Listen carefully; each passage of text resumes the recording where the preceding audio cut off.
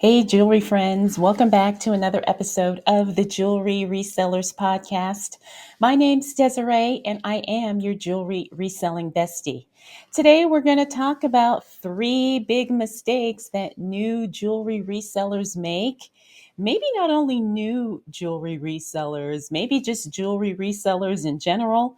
But we're going to focus on the three mistakes that a lot of resellers make when they are sourcing jewelry.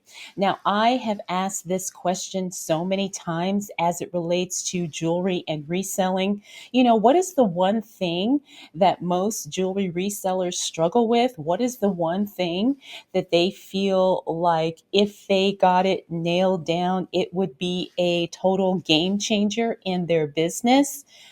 Well, the answer, time and time again, is always how do I become a better sourcer? How can I find better inventory to make the kind of money that I want to make? Now, like I said, I've done surveys and polls as it relates to this topic, and I know that this is a big area that a lot of us jewelry resellers struggle with. And, as the jewelry categories, as it relates to reselling, the jewelry categories have become much more popular, much more saturated, and a lot more competitive. And so, if we can figure out how to find the jewelry that we want to resell for a sustainable profit, and if we can continuously do that, then we can have a really nice, healthy, robust, and profitable business. So, I'm going to do my best in this episode to break down what those mistakes are and the solutions on how we can fix those mistakes. All right, so before we get started with that, I just want to remind you that we have a nice website with a lot of information there because sometimes I get questions about the podcast. Sometimes you guys ask questions about me or, whatever. I also have a lot of resources and just information, blog posts, all kinds of stuff over there. So if you haven't checked out the website, make sure you head on over to jewelryresellerspodcast.com. You can also opt into our newsletter. That is something that I am working on getting better at, sending that out more. But if you would like to get a copy of my list of the 20 best-selling vintage jewelry brands that I think all resellers should know, all you got to do is opt into that newsletter, and it's available for you as an instant download. Okay, so like I said, I put a lot of work into the website, so I would love it if you would take some time to check it out and let me know your thoughts. All right, so let's get into today's topic because I know this is a struggle. I struggle with this too, and I'm not perfect at it, but I have learned some things over the years. And so we're going to talk about, like I said, the three things that new jewelry resellers get wrong when it comes to sourcing. All right, so one of the things I want to start off by saying is like the more you do this, the better you're going to get at it. And this is not something that you can just wake up one day, go somewhere, find a lot of jewelry, and then flip it for, the profits that you're wanting to make.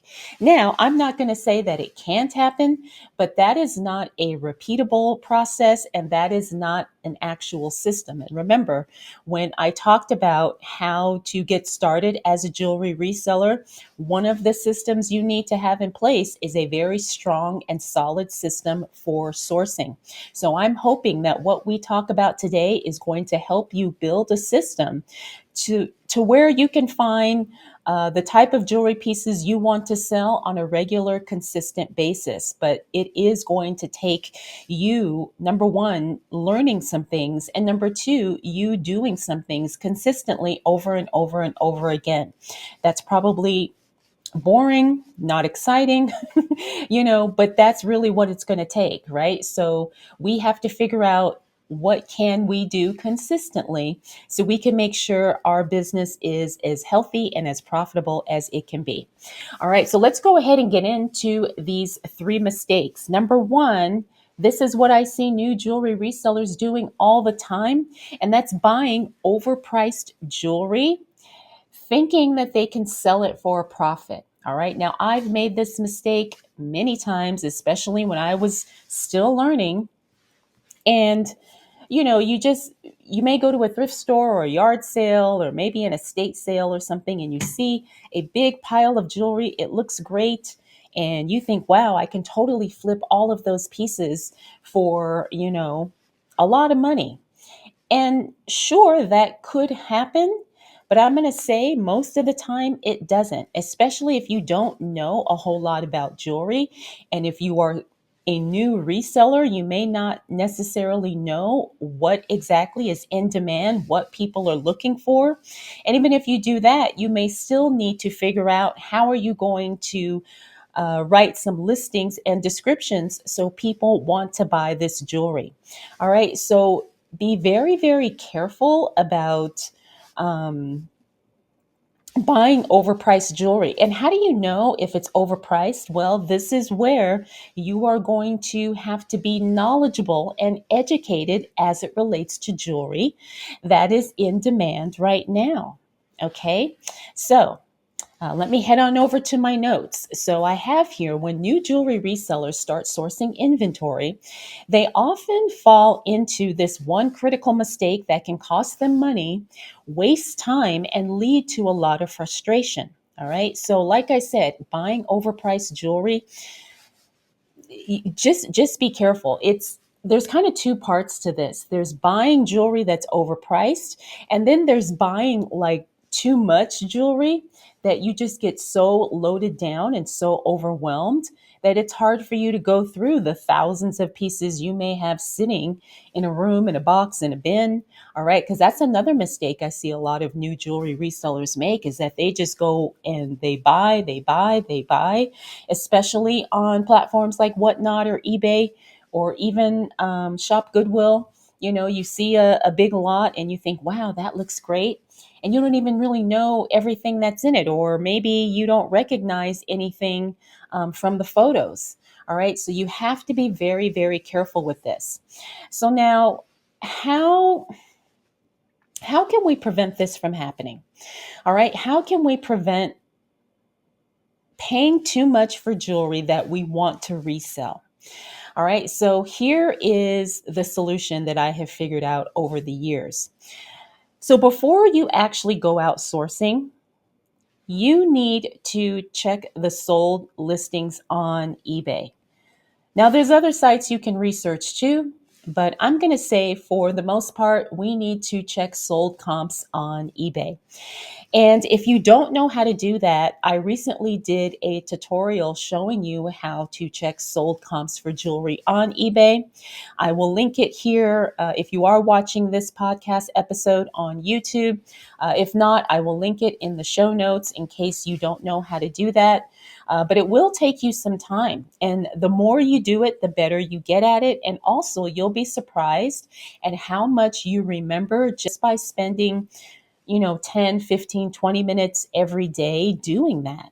All right. So that's going to be one of the solutions as it relates to not spending too much on jewelry inventory and then not buying the wrong type of jewelry, thinking that everybody wants it. But when you do the research, you realize that this is not something that's actually in demand right now. All right, so before buying any jewelry, always check the sold listings on eBay to see real market value. If a piece consistently sells for $25, but you're paying $20 for it, there really isn't any profit after fees and shipping. So, this is something that you need to be aware of. All right, and a lot of like thrift stores and stuff are getting more savvy as it relates to jewelry. So they are marking the prices up. Now, not always. Sometimes you can still find deals here and there.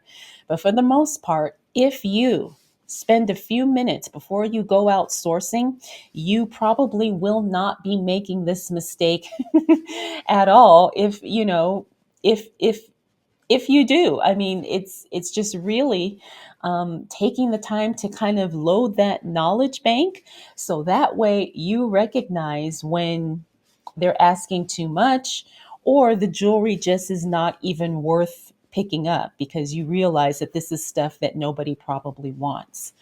All right. So the other thing too is, like I said, talking about buying jewelry in bulk. It takes a while for you to get knowledgeable about how to do that too. You know, you don't want to just randomly buy jewelry jars. Well, I guess you could do that, but you don't just want to randomly buy bulk lots of jewelry without knowing at least a little bit about jewelry so you can make sure that it's worth your time and your money. Because I've seen people buy bulk lots of jewelry, and a lot of times it'll just be 100 pieces of the same item, or it'll be really cheap, mass produced jewelry, you know, from overseas, and it's not anything that anybody would want or anything that you can make a profit on. All right. So you have to be very, very careful with this. All right. So now the other, let me make sure I'm not missing anything in my notes. Oh, this is another tip that I learned the hard way.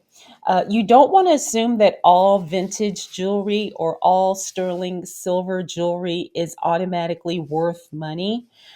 Now, you're going to have a higher success rate buying vintage jewelry or sterling silver jewelry, but not all of it is profitable. Not all of it is stuff that people want. I've bought some junk vintage jewelry thinking, oh, yeah, this is something that's great. So this is something that people are going to want. And then I learned very quickly that it was not. So, again, this is where your research is going to come in so you don't make that mistake. All right. Okay, so let's move on to mistake number 2. As it relates to new jewelry resellers doing something or making mistakes as it relates to their sourcing, and that is not understanding the market demands and learning what sells fast versus what will sit. Now, I am going to throw out there that sometimes you can have a really unique jewelry piece that may not sell right away, and you may have to wait a few months, maybe even a year for it to sell. But typically, like I've said, jewelry isn't a fast seller unless it's something that's really, really trendy or something that is just so amazing that people are actually waiting for listings like yours to show up. All right. So you want to make sure that the jewelry that you are sourcing is something that people actually want. Is this something that is in demand right now? Is this something that people collect, people are willing to spend money on? Okay, so these are the things you have to think about because a lot of new resellers tend to pick up jewelry based on their own personal tastes or what they like or what looks good to them. Now, sure, sometimes you can make money doing that, but you don't want to only rely on what you think is good or what you think is pretty. All right. Again, we need to learn, what do buyers actually want? How are we going to do that? By researching what is selling right now on eBay or what has recently sold on eBay. All right. Now, the reason why this is a problem is because it can cause you to stock up on pieces that are outdated, overly saturated, styles that nobody's looking for, and you don't want to have piles of that stuff sitting in your inventory. You also want to be careful about trends and not buying something that may only be popular for the week or the month or the season, whatever the case may be. All right, now you also want to make sure that you don't ignore trending materials as it relates to your sourcing. And when I say trending materials, I mean things like gold vermeil, chunky silver, signed designer pieces. These are things that typically resell faster because people are looking for jewelry with these specifics. All right. So even if a piece isn't signed, if it's gold vermeil, you know that people actually are looking for that. There are people who collect that type of jewelry. All right. But this is stuff that you're going to learn by doing your research and increasing your knowledge. Now, another thing you want to be careful about is buying too much costume jewelry that has low resale value. I've made this mistake. I know a lot of resellers have made this mistake. And the costume jewelry tends to not be as well made as some of the older vintage costume jewelry styles. All right. And another thing is a lot of the costume jewelry is very, cheap, or sometimes the colors are just weird or the styles just don't make sense. So be very careful as it relates to the costume jewelry. Just because it is costume jewelry doesn't mean that everybody's going to want it or that you're going to be able to sell it for a profit. All right. So, how do we address this not understanding the market demand for jewelry, what sells fast versus what does not? And the solution for this is to research trending jewelry styles, and you can use Google Trends, Etsy, Instagram, even videos on YouTube talk about this. All right, what is trending right now? What are people looking for? Obviously, you don't need to be an expert in that, but having a little bit of awareness of what is popular is definitely going to help you while you're sourcing. You also want to track which brands sell fast by checking eBay's research tool and filtering for high sell through rates. Now, remember, I do have a free document that can get you started on this about which vintage jewelry brands sell the most on eBay. And remember, you just got to opt into the newsletter in order to get a copy of that document. But again, you're going to be doing a lot of research on eBay in order to learn that and to understand that. All right. And the other thing that you want to do as it relates to market demand and knowing what sells as it relates to jewelry is to focus on high demand categories such as vintage sterling silver, signed designer pieces. We've talked about that. Some of my favorite vintage designers are Trifari, Monet, Napier. There's so many. All right. And also, too, what I've learned is the modern minimalist styles seem to be very popular again. All right. And that's the style of jewelry that I like, which works for me because I recognize it instantly when I see it. But, just learning these things are definitely going to help you when you are outsourcing. And it's definitely going to help you diversify your inventory. All right. Because as jewelry resellers, we definitely want to do that. We want to have pieces that appeal to as many buyers as possible. And this is definitely one way we can do that. All right, so let's get into the third thing that I think new resellers do wrong when it comes to sourcing jewelry. And that is relying on only one source instead of diversifying. Okay, so I've made this mistake. There was a time way back when I could go to several thrift stores and find a lot of jewelry for very cheap, and it was good stuff. Those days are long gone. That ship has definitely sailed. But the thing is it really hurt me because when I started noticing the thrift stores jacking up the prices or not putting out the nicer jewelry because they sell it online, I didn't really know where to go. I didn't know how to find jewelry pieces because I had been dependent on thrift stores for so long. All right. So this is something that you have to be very careful of. You need to be continuously looking for new sources, connecting with new people who may be able to help you find the jewelry that you want to find. And really just not being afraid to step out of your comfort zone and try something different. Now, I know this isn't easy and this sometimes will take a lot of effort. But remember, everything you do as it relates to learning and increasing your knowledge and having more experience, it's never wasted. It's never wasted as it relates to you building the business that you want. All right, because we're going to make mistakes. We're going to, try some things that don't work, but the thing is you're that much more knowledgeable because you tried or because you realize this isn't worth my time. All right, so just remember that as you figure this out, because things are constantly changing, things are constantly fluctuating, and so you want to make sure that you are giving yourself every opportunity to get the inventory that you want. Now, many beginners stick with the single sourcing method like thrift stores, estate sales, or online auctions without exploring multiple inventory sources. All right. Like we said, make sure that you are expanding your sourcing to the best of your ability.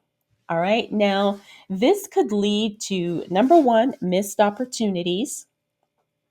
All right. To find better deals or unique pieces. This can also make your inventory um, inconsistent, either the amount or the type of jewelry you're getting. All right. So if you want to build a sustainable, profitable business, you need to make sure you consistently have inventory coming in so you can consistently list and make sales. All right. So you can see how everything kind of builds upon this. Once you get sourcing mastered, all the other parts of your business are going to flow much better. Now, the other problem with relying on only one source is that sometimes it will put you in a position to where you're overpaying for your jewelry inventory, like we talked about earlier, because you're not comparing prices, or maybe you're just not aware of what else is out there. So you want to be very, very careful as it relates to that. And I'm telling you, every time you get comfortable with something as it relates to reselling, it seems like there's a law that says this isn't going to last forever, or something happens and it totally turns everything upside down, right? What do they call it? Murphy's law, where it's always the opposite of what you think is going to happen happens, right? So we don't want to get too comfortable or too reliant on one source of inventory, because I'm telling you, stuff can happen at the drop of a dime. Things change overnight. And I've seen people get very, very frustrated and in some cases stuck. And in some cases, they totally stop reselling altogether when one of their sources dry up, or their only source dries up or goes away or whatever. All right, so we don't want to be in that position. So we want to make sure that we are constantly expanding our sourcing strategies and our sourcing methods. All right. Now, one of the things you can which is going to make this easier is sourcing online, because there's always new websites coming up. There's always sellers who want to offload jewelry. So it's just a matter of, how many places you are willing to show up, either offline or online. All right. You also want to leverage online platforms, like I just said, places like Mercari, Poshmark, whatnot. They also have jewelry liquidation sites that you may want to look into. Again, I'm not sure exactly how all of those sites work. I have done some jewelry liquidation buyouts. I did that a couple years ago, and I didn't have the best experience, but who knows? It could be different now. But that's another option too, especially if you are looking to resell newer or more modern pieces of jewelry. You also want to network with antique dealers, collectors, estate sale companies, or employees, whatever, because sometimes they're willing to sell in bulk. because that's less work for them. Plus, they get the money quicker. I've had several conversations with people who work or who organize estate sales. And once you build those relationships, it's great because sometimes they will call you to come take a look at the jewelry first before they actually put it in the estate sale. Or sometimes they'll have you come and you can just take everything that's left after the estate sale is over. All right. So you want to make sure that you are connecting with these types of people, even if you don't necessarily make a deal right away. You still want to stay in touch because sometimes stuff will just randomly come up and they'll say, "Hey, I need to offload a bunch of jewelry today. Are you interested?" And you want to be in a position to say yes or be first in line. All right, so those are the three biggest mistakes that I see new resellers making as it relates to sourcing. Okay, so number one was buying overpriced jewelry that won't resell for a profit. Okay, we need to be very, very careful with that. Like I said, by you studying the sold comps on eBay, that is going to help you avoid this mistake. Number two is not understanding market demand. What actually are people buying right now? Okay, what are people looking for? And how much are they willing to pay for those particular pieces that they are out searching for? All right, all of this again is free data on eBay. You don't have to pay to do any of this research and find any of this information. It's only going to take you a little time and effort and a few clicks, and you will have all of these answers instantly. And then number three is relying on only one source as it relates to your jewelry inventory, as it relates to your sourcing. All right, we want to make sure we have as many options as possible. Now, it doesn't mean that every option is going to be available all the time, but that's why we want to diversify our sourcing strategy. So that way, if something falls through or another source dries up, we have options of where we can go and we can still get the jewelry we need in order to sustain our business. Okay, so when you think about this, it's overwhelming because there's a lot to learn. I get it. I totally get it. And I'm not saying that this is necessarily easy, but the concept is simple. All right. So this is something that you totally can do. And if you're willing to spend 20 minutes, 30 minutes every single day just researching on eBay before you go out, I'm telling you, you will be so far ahead of so many other resellers who just don't bother to do that. All right. So think about how you can schedule this time into your day. Now, you don't even have to do 30 minutes of research all at once. Maybe you do 10 minutes here, 10 minutes there when you have some free time throughout your day. You can do it at home on your computer. You can do it on your phone while you're waiting in line at the post office or something like that. Because that's usually what I do when I'm out and about and I'm standing in line. Yeah, I'm scrolling some of the sold comps on eBay on my phone, just to be aware of what's selling and what prices people are paying for stuff. All right. And it doesn't really take too much time out of my day, but I'm constantly trying to learn and constantly trying to keep up with what the market is looking for, especially as it relates to jewelry. But you can do this with any category. But of course, we're we're focused on jewelry. All right. So let me make sure I don't have anything else that I want to share with you.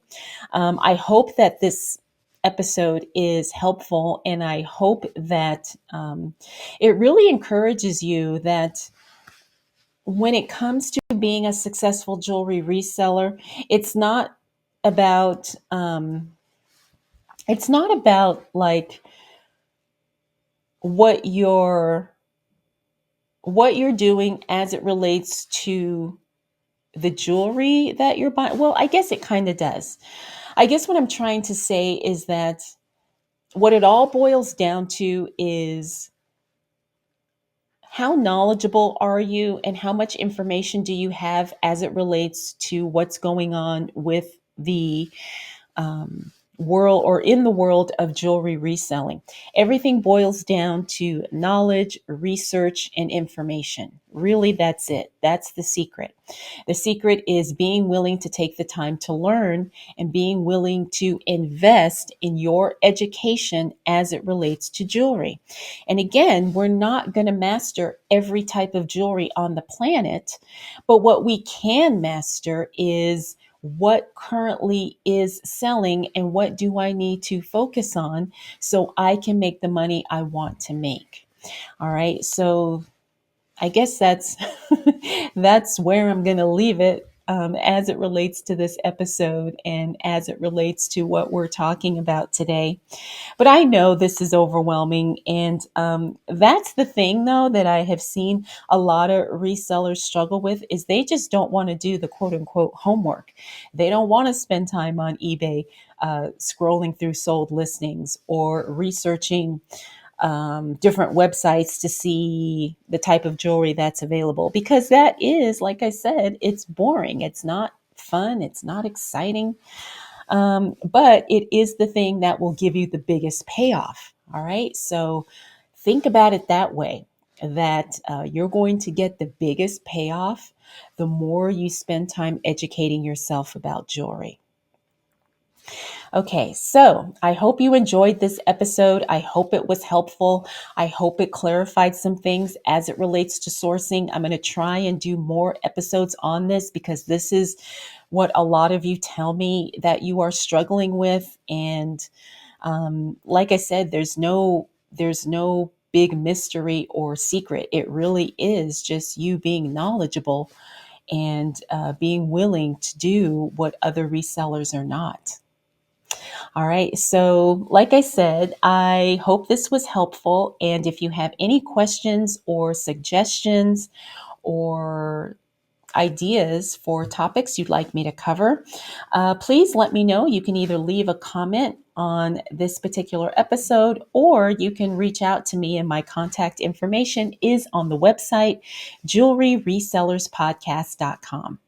All right, jewelry friends, thank you so much for spending this time with me, and I'll check in with you again really soon.